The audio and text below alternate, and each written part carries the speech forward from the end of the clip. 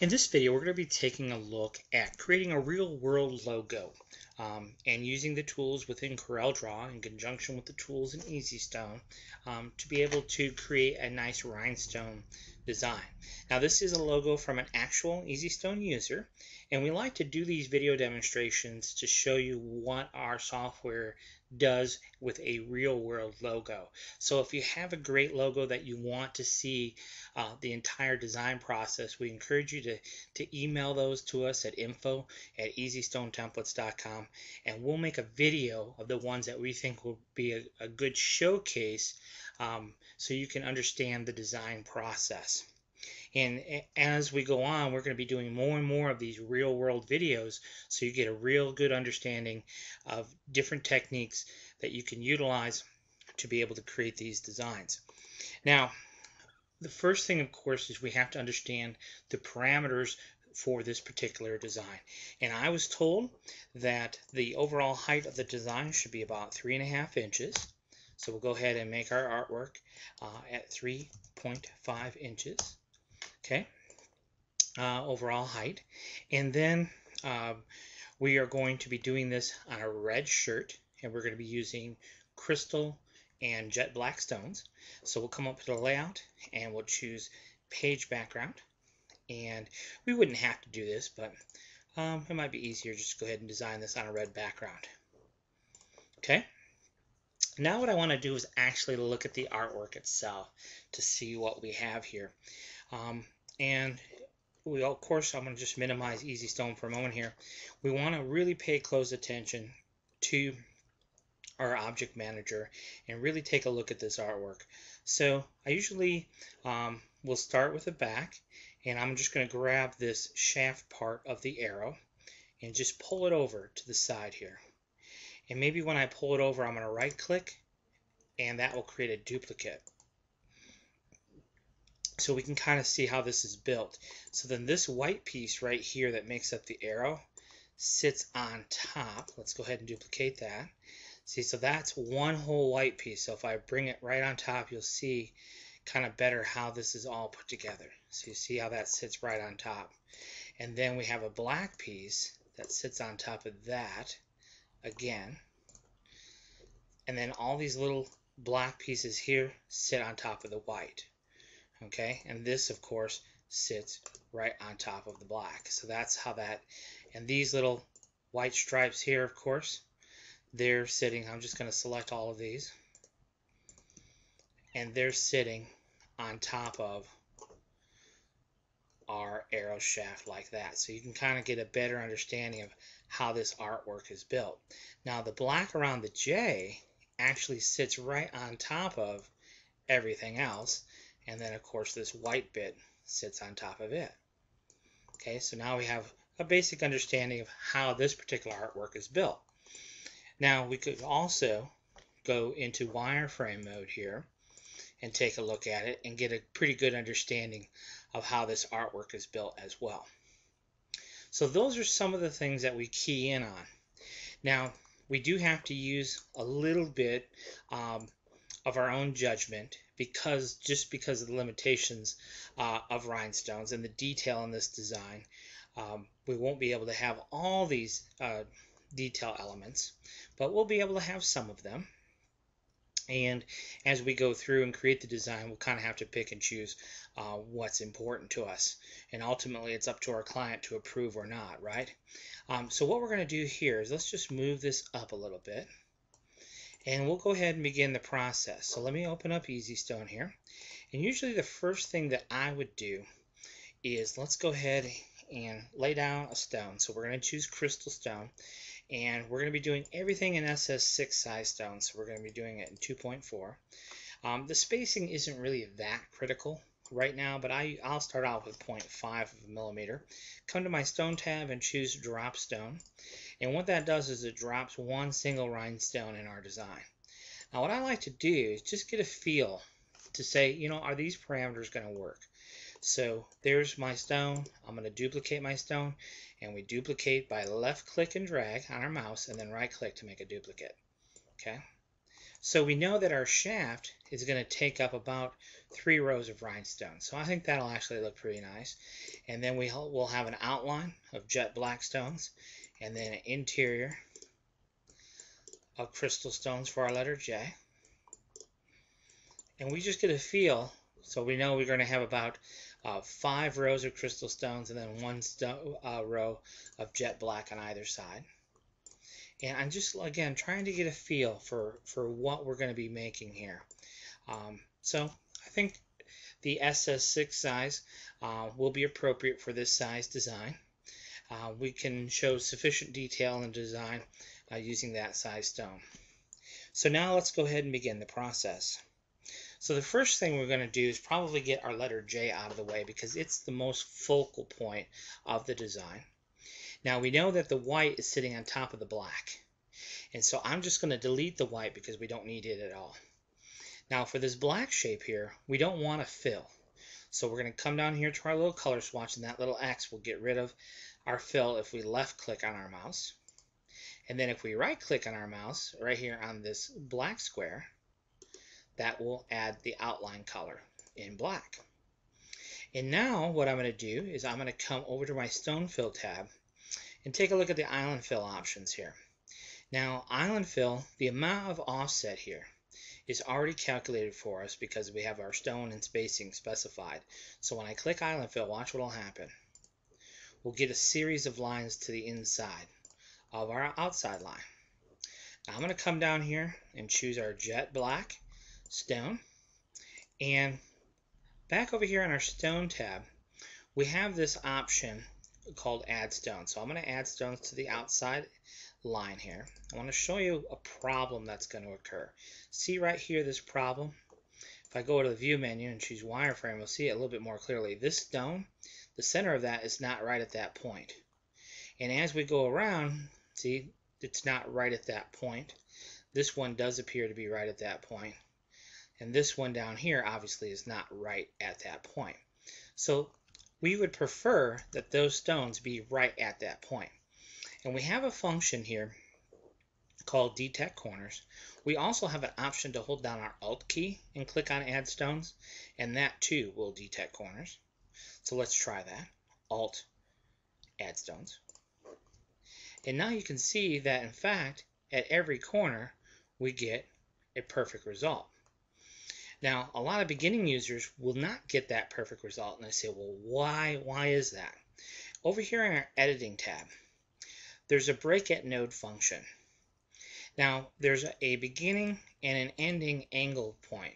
And what we're telling Easy Stone is we're telling it anything that's more than 25 degrees but less than 120 degrees, we want to consider that a corner. And these values, of course, you can define, but these values will have an impact on what it sees as a corner. So just kind of keep that in mind. If you're having things break in an unexpected way, that's because these angles are telling it to do that. So just kind of be aware of that. That's what that value is. Let's go back here to our enhance mode. And now we take a look at the next line. Now we could do all these at once, but because this is a kind of a learning exercise, I want to take it a step by step. So the next thing we need to do is the next line in. So go back to our stone tab here. Now we know those are going to be crystal stones. Well, again, we're going to hold down the Alt key, add stones. I've just gotten a habit of doing that rather than using detect corners. So I always do it that way. Alt, add stones.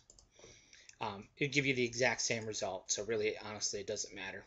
And the next line in, Alt, add stones. And now you can kind of see the result that we're getting. Now for this last line, we'll go ahead and delete that. For this last row of stones, I would manually come in here and add that. So I usually use my 3-point curve tool just because I got in the habit of using it. And I just come down, draw a line, like so, and click. And then I can keep coming with that. Draw a line. There we go. So now I have a new line, so when I click add stones, we can add stones to it. Now the nice thing about working with Easy Stone is that when I come into my shape tool here, because we place our stones on a path, I can modify my path and I can shift these stones a little bit. So you can see if I'm not exactly happy with it, although I think that actually looks pretty good. See this up here, maybe a little bit close, so I can actually just pull that path down and reposition all those stones along that path, kind of reposition themselves, just like so. So I might come in here, see I have to make a small change to that path to center up the spacing there, and then we can use these control handles and give that path a little bit of curve, and then we'll look at this path going all the way up, and I think we'll nudge this path over just a little bit. And again, you can just kind of tweak this however you want to get the exact look that we're looking for. Now, I'm not going to take care, obviously there's some work to do right here at the bottom of the J, but I'm going to wait a little bit on that. We'll come back and fix that fill here in a little bit. Now the next thing we want to do is we want to take a look at creating the shaft of our arrow. And this is how I would go about doing that. What I would do is I would come in here with, in this case, my pen tool. Pen tool I use for basically straight lines. And I would just come in here and I would just draw anywhere. Doesn't really matter where we draw, just draw anywhere. And then I'm going to take this. Now if you look at this, this is appears to be a line, but if I right click on it, see where it says to line? That means I drew it as a curve. So we're going to make that a perfectly straight line, and then with my shape edit tool here, I'm just going to reposition right there and right here. And I have the snap under the view menu, I have the snap to objects turned on, so I can snap that line. Now to be able to differentiate that line a little bit, let's make it yellow. And let's give it a thickness. Okay, just so we can see that line a little bit better, a little bit more pronounced. Now I need to extend this line up right to the base of my arrowhead here. So I'm going to grab my pen tool again, and I'm just going to click where I want that line to be extended to. So now I have a defined area. So under the editing tab, I'm going to mark that line that we just created, and then I'm going to select my yellow line here and choose extend. Now there is something important to know about the extend function. Is the extend function only works with a perfectly straight line. So just kind of keep that in mind. If we're using extend and nothing happens, it's because it wasn't a perfectly straight line. Now I no longer need that extend object, so we'll go ahead and get rid of that. Back over here in the stone fill tab, there's an option down here that says offset. And notice that again the amount of offset's automatically calculated for us. So I'm going to go ahead and take this line that we just created and offset it as much as I need. Now you don't maybe see it there, but there are actually lines there. So there is that object and there is that object. So again, we'll right click and turn them yellow, and we'll give it a color. There we go. Now we can see that much more distinctly, right? Now we're going to add stones to this path, and if we do that, obviously we would be overlapping the stones of our J. So what I'm going to do is I'm going to grab my shape edit tool, click on one of these lines, and down here on the outside edge of my J, where doesn't really matter at this point. Just double click to add a node. So you see we added a node there. And same thing over here, double click to add a node. Then right in between or thereabouts, we're going to double click again to add another node. And then we're going to right click and choose. I'm actually going to come over here to my editing tab because we have the feature in Easy Stone, so we might as well do it. I am going to show you the CorelDRAW way too, just so you understand. But I have a node selected, so when I choose break at nodes, it breaks that node right there. Go back to my shape tool, and if I double click, it trims it back to this point, and it trims it back to this point. Okay, and you see that there. Now, what just happened there? Well, let me show you what's really happening here so you understand why that's just a little bit of a shortcut for us. If I were to do this next line in CorelDRAW, watch the different steps, and then we'll use Easy Stone again for the last line. All right, so here's how it goes. So in CorelDRAW, I have this one line segment right here, right? So I'm going to double click, add a node. Double click, add a node. Double click in the middle, add a node. I'm then going to right click on that node and choose break apart. I'm then going to double click and double click. Very, very similar to what I did the first time, but notice that this line segment here at the bottom and this line segment here at the top is only one line segment. So now what I have to do is I have to come under the Arrange menu and choose Break Curve Apart. So these two lines are separate lines. Okay, it's a small distinction, but watch how much fewer steps we have to do when we're doing it with Easy Stone. So if I grab my Shape Edit tool, that last line, add a node, add a node, add a node, break at nodes, switch to my Shape tool, delete, delete. Okay, these two line segments are already separate, so I don't need to separate them again. Again, it's a minor distinction, but it definitely is one less step. So under the Stone tab again, we're going to take these three lines that we just created, these three yellow lines, and we're going to choose Add Stones. So I selected all three of those and added stones.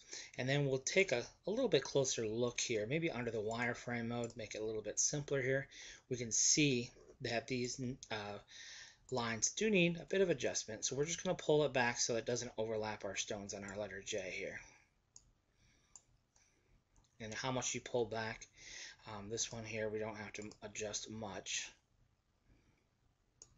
Okay, just a little bit of distance there. And then for this last one here, probably don't need much on that either. Okay, something like so. So that's really all we need to do for that one. Now up here, we're going to go ahead and select these three lines. And we'll go ahead and choose Add Stones. Switch over to our Shape Edit tool. And again, we'll pull these lines back a little bit so there's sufficient spacing. And this one here, maybe I'll extend just a pinch. There, good enough. I'm very happy with that. Okay, let's go back to the Enhance mode here. So now you can kind of see things coming together a little bit. Now, the next thing we're going to do is I think now we're probably ready to go ahead and delete some of the existing artwork. But before I do that, I'm going to select this top line of stones right here. Just this one line of stones, and I'm going to choose Break Stones, because then I can actually pick up a stone and duplicate it like so. And I'm just going to manually place a couple of stones. So I'm just duplicating those stones. Left click, drag, right click to make a duplicate. See that little plus that appears next to my cursor? And left click, drag, duplicate. Okay, something like that. And we can kind of fine tune these stones, get them exactly the way we want them to create that extra little piece of that part of the shaft. Okay, and then down here we're going to kind of do the same thing with our feather. We're going to do something a little bit different here. We're actually going to detach our feather from the rest of the artwork. Alright, and there's a lot of ways we can do that, but I think one of the most effective ways to do that is simply to come in here, we'll grab our Shape tool, and we're going to, see we already have a node there, so I'm going to just choose the Break Apart function right there. Alright, and I'm going to go ahead and right click to add a black outline around that, so we have that black outline. And I'm going to right click here and choose Break Apart as well. And you can see we can actually move. See, this outline now is a separate piece, and this outline is now a separate piece. So I'm going to come up to the Arrange menu and choose Break Curve Apart. So this part of the feather is now all separate. And then I'm going to grab my Shape Edit tool, double click, add a node there. Right here, I'm going to double click and add a node, choose Break Apart. Then back over here, we'll go ahead and choose Break Apart. And then all these nodes that make up the rest of our letter H here, we're just going to go ahead and delete. Let's see that a little bit better here. And we just delete all these back. There we go. So now you can see we have kind of just our feather there, and we don't need really the rest of it. We don't really need. Now, to make this a solid shape again, all we're going to do is take these two lines and bring them together. See that little down arrow? That connects them, and now that's one solid shape again. So now we just have our feather piece here. And then for this, you can see the outside of the feather, the inside of the feather is one piece. So we'll come and choose arrange and break curve apart. So now these are really two separate pieces. So we're going to go ahead and add stones, just like so. And again, when we see overlap issues, we'll grab our shape edit tool, we'll pull it back a little bit so we don't have overlap issues. If we think those stones are too close together, we could come in here and select these stones and hit this down arrow to reduce the number of stones on that path, but I don't think that's necessary in this particular case. And then the outside of our feather, we're going to add stones to it, and we do need to make an adjustment down here, obviously. So we'll just pull that down. There we go. And you can see we kind of got all these a little bit clustered up, but that's okay.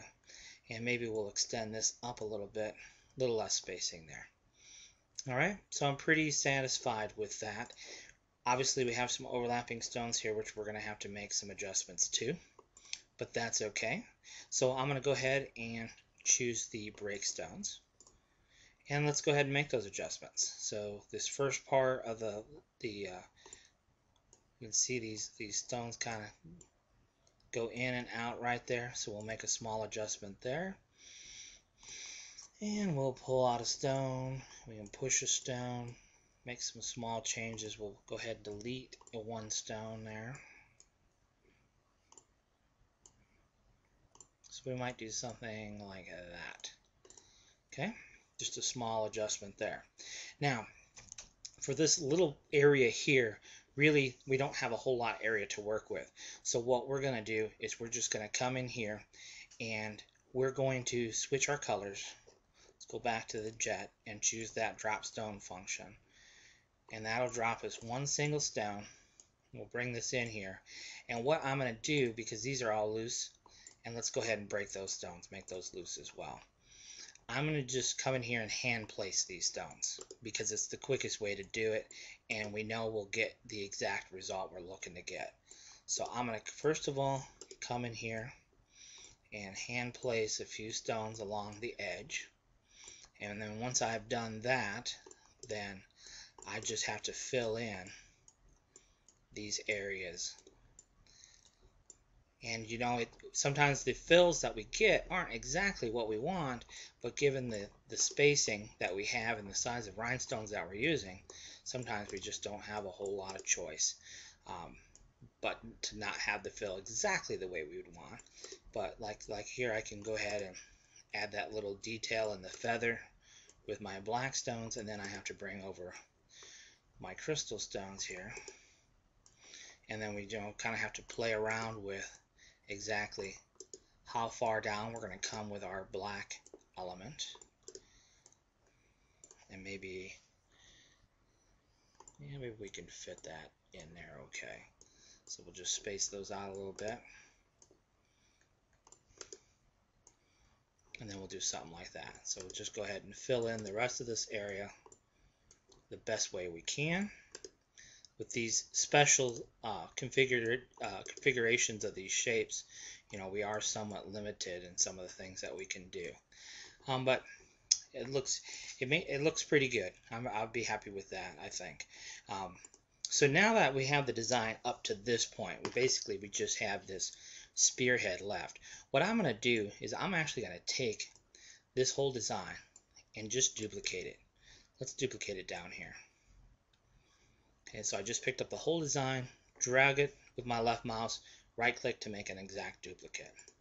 So what I need to do now is trim back this black object. Let's trim it back to the point where we don't need it. So I don't need this lower part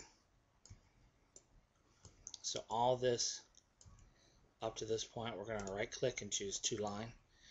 And you can kind of see where we're going with this. 2 line. And one more, right click, 2 line. So now we just have the spearhead, the arrowhead part of it. Okay. Now let's go ahead and finish up the rest of the lower half of the design here. We'll finish the J and make any minor tweaks that we need to make. So what I'm going to do is I'm going to select all of this. I'm going to right click so there's no outline on anything. And then I'm going to select all of it again. And I'm going to break all the stones apart from their paths. And then I'm going to select all of it again, come over to my Selections tab and choose Select Define Paths. And it's going to go through and select all the paths for me. So you can see this is what the stones were added to. So we're going to go ahead and delete all of that. And then we have one little shape here that we don't need that shape anymore. And then these little shapes, we don't need these either. But I am going to change the color of this row of stones to the jet. So we'll go with Stone tab and choose Rename and Fill. We'll skip a row and rename and fill to add some of that detail back in from the original design.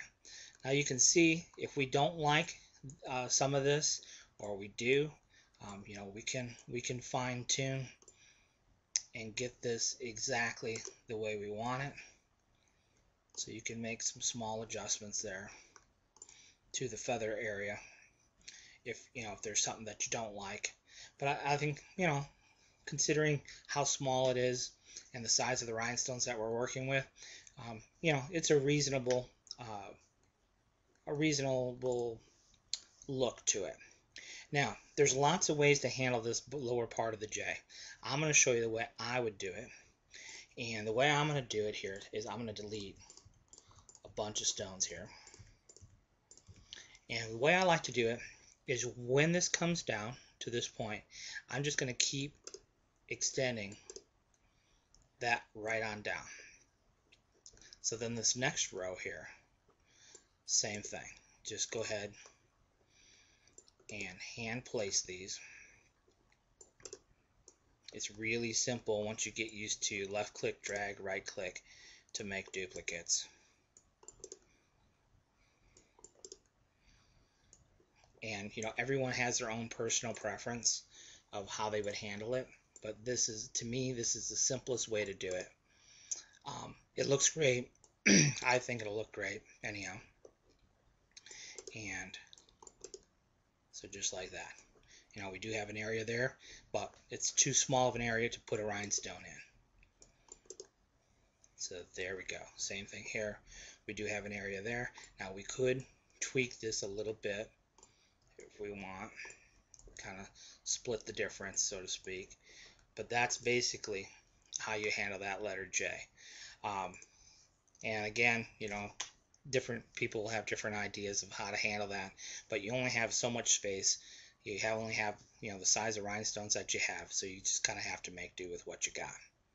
Now the last part, the spearhead part, we're going to delete all these little pieces of the spearhead.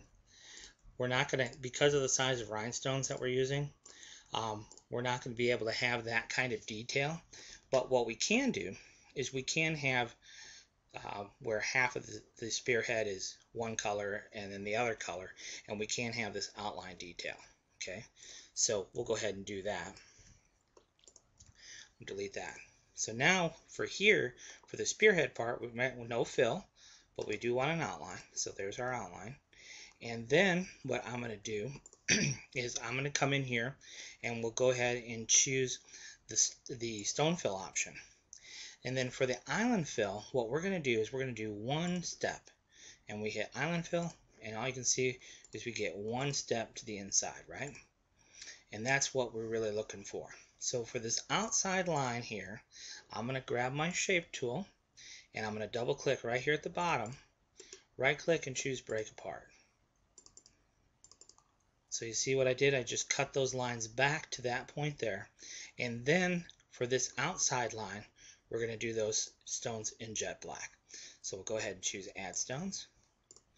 Now, When we do that, because of the way this line was drawn, you can see we have some overlapping stones, a little bit of jigged and jaggedness going on, but that's okay because we'll come in and edit that. So let's go ahead and choose break stones, and we'll just manually edit this. Modify these stones so we don't have overlapping stones. And I'm actually going to back up a minute here. Let's back up because I am actually going to edit this path so I can shuffle these stones a little bit. So there's that spacing there where I want it, and there's that spacing there. So all these stones kind of shuffled themselves around a little bit, which is what I want. Now I'll break those stones. And now I will go through and touch up anything, like basically right here. The rest of it is pretty decent. There's no overlapping stones all the way around, but it is kind of that nice jaggedness of the stone there. Okay. Now, once I've done that, there's a lot of different ways we could handle this. One way that I'm just thinking right off the top of my head is maybe select this bottom row of stones. I have no idea how this is going to turn out, but we can try it. And I'm just going to copy this bottom row of stones up. And I'm just going to slightly shift these stones. You may be like, what in the world? And I'm just going to slightly shift these stones a little bit as I copy them up. And I'm actually going to back up a little bit because I like the concept. I think the concept is going to work okay, but I want the spacing to be a little bit closer here.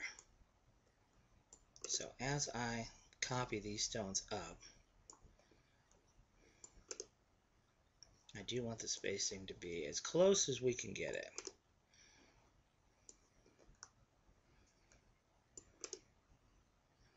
So you can kind of see what we're doing here.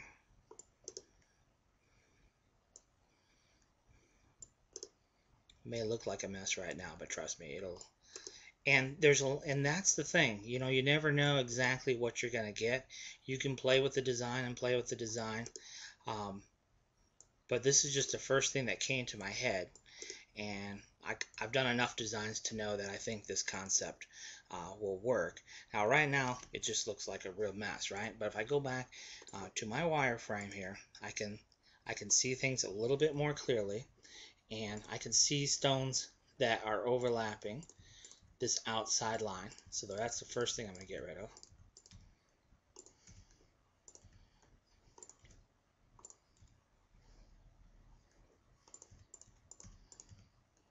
And any stone that I see that it's just too close, we're just going to go ahead and get rid of. And then we'll do the same thing up here.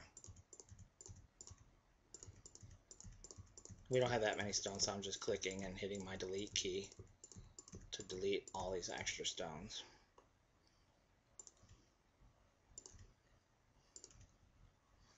Just leave that stone there, and this one is the one I want to get rid of. Get rid of, get rid of.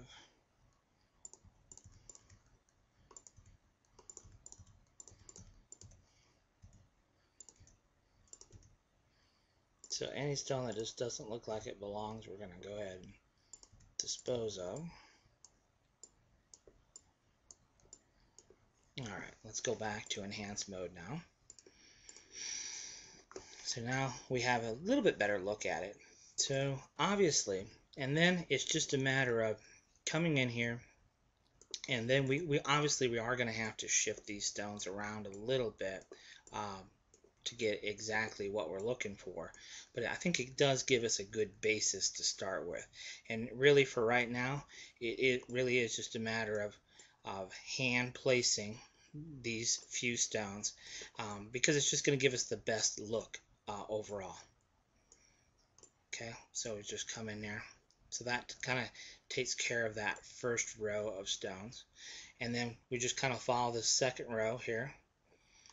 We have one extra stone that is overlapping for that second row. So really we have no choice but to space these stones out a little bit more. And we can go ahead and get rid of that line. We don't need that. Okay, so that's that second row. Then we go to the next row. And don't worry about stones that are overlapping as we get to the top, we're just going to shift these around a little bit to make sure that these stones aren't overlapping. So we have to space these stones out a little bit as well. And obviously the higher we go up, each row is going to have fewer and fewer stones.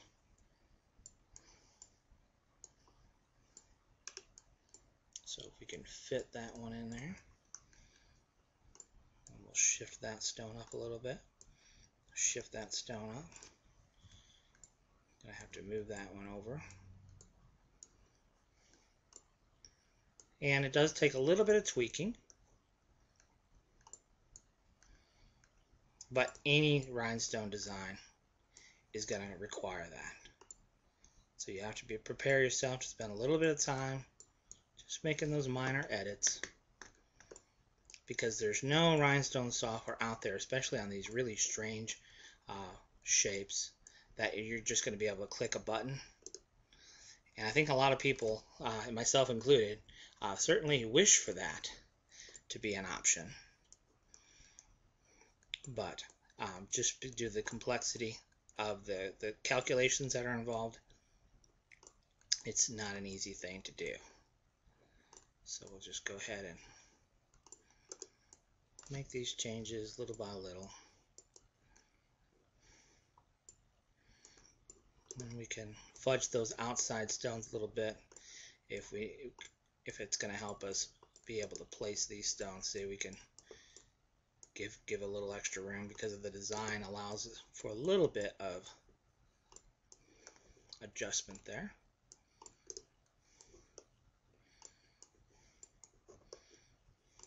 So we'll bump these stones out, give us the spacing that we need.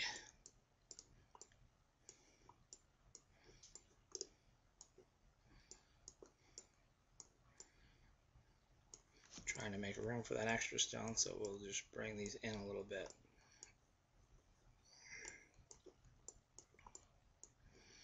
Yeah, I think that looks pretty decent. Alright, so now that we have all those stones in place, we're going to take basically half of them and we're going to recolor them. So let's go back to our crystal side here to get it more similar. And we don't have to do all of them at once. We could do a few of them. See how it changed that? And we can come in and select a few more. Whatever ones we want to change the crystal. Sometimes it's hard to tell what we selected and what we haven't. So we'll just come in here. Our outline, we want black outline all the way around, so we won't select any of our outline stones. And then we can just kind of come in here and pick and choose which ones we want to change. And there, I think that looks pretty good. Maybe we'll change that one too. So there is basically our finished design. So then to finish this off, if we're happy with that, we're just going to select that. We're going to right click to get rid of all the outlines on all of our stones. You can see now none of the stones have an outline. And if I go to wireframe mode, just make sure all of my paths are gone, which they are. Okay, and I can also in wireframe mode give a good scan through if there's any stones that are really close together, like this one right here. It's a little bit easier to see in wireframe mode. And we do actually have a function on the editing tab that allows us to check the spacing between stones. If we want to run that, we certainly could, but for this case I don't think we really need to. Alright, then the last thing that I would do is I usually come in here and we're not going to check the distance between stones, but so we're going to put that back to 0, but I do want to check for any overlapping stones.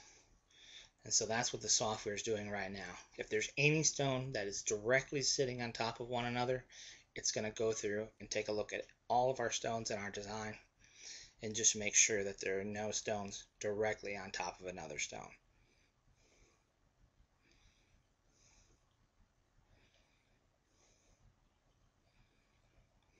And this is of course happening in real time, so it does take a few seconds. And there were 15 stones that were sitting right on top of another stone. So we're going to go ahead and say yes, get rid of all the extras for us. And then what we're going to do is we're going to take, and I'm going to duplicate it again. I kind of always do this in stages. So then back here on my stone tab, I'm going to choose Simulate.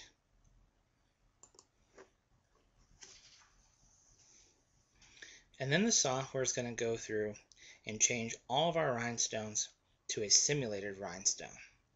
Now this particular design, there's 453 rhinestones.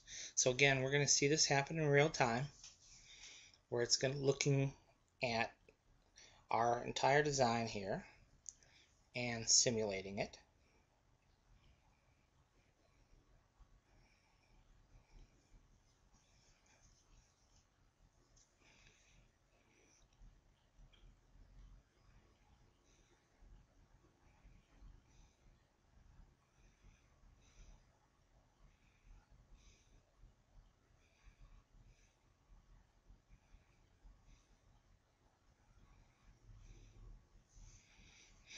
And it will tell us now that the simulation is complete. So then the next thing to do is to add a weed box. So under our miscellaneous tab, we're going to do a weed box. I usually add just a default 1-inch weed box. So in millimeters, there's 25.4 millimeters per inch. So I type in 25 and choose add weed box. And for this case, I'm going to change my weed box color. And then on our miscellaneous tab, I'm going to choose the add bling option. And let's back that off to about 15 blings. And that just adds these little sparkles to the design. You can see that there. If we go into wireframe mode here, we can see all of our sparkles. And if there's some that are just too close together we don't like, we can pick up and move, kind of shuffle these around a little bit and highlight just the points that we want. We can also duplicate existing ones if we want to add a little extra bling. At a point here or there, back to the view menu and choose enhanced. So now you can see we have a proof image. So what I would do then is I would select this. We can get out of our bling and we can choose the export proof image, and then we can decide how big a proof image we want to export. I'm going to do 1200 pixels wide JPEG. Choose export proof. That will create a proof image on our desktop. If I go minimize CorelDRAW for a moment, you see that here's my proof image that I just exported. It's 1200 pixels wide, and that's what I would send to my customer for approval. And then once I have that done, the customer says, yep, that's what we like. Then I would select the entire thing, and then we can export. And we can export as an EPS. And if I wanted to do color separations, I would choose color, and we'll choose complete. So we're going to do color separations and a complete file. And then we would go ahead and I'll do a combo as well. And then we'll just go ahead and choose export.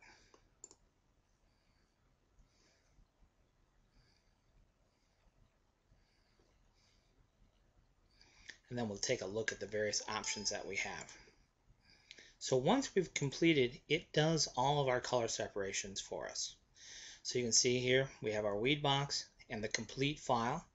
Notice that the stones are no longer simulated stones, they're just plain dots, and all of the bling that we had was extracted.